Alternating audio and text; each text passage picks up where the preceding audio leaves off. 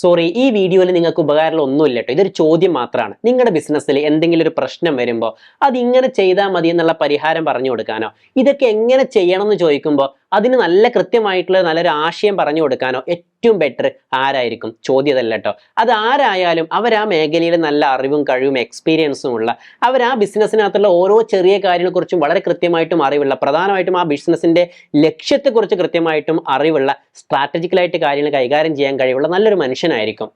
ചോദ്യം ഇതാണ്, ഇത് മനുഷ്യന് പകരം നമ്മളിന്ന് കേട്ടുകൊണ്ടിരിക്കുന്ന ഈ ആർട്ടിഫിഷ്യൽ ഇന്റലിജൻസ് പോലുള്ള ടെക്നിക്കൽ അഡ്വാൻസ്മെന്റ് നേടിയിട്ടുള്ള എന്തെങ്കിലും ഒരു മെക്കനൈസ് ചെയ്തിട്ടുള്ള എന്തെങ്കിലും ഒരു എലമെന്റ്, സിമ്പിളായിട്ട് പറഞ്ഞാൽ ഒരു ബുദ്ധിയുള്ള ഒരു റോബോട്ട് ഈ മനുഷ്യന് പകരം വരികയാണെന്നുണ്ടെങ്കിൽ അതിന് കൃത്യമായിട്ടും ഇങ്ങനെ ഒരു ഡിസിഷൻ എടുക്കാനുള്ള കഴിവുണ്ടാവുമോ?